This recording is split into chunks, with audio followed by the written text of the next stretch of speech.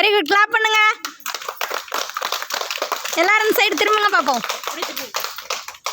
Very good very good.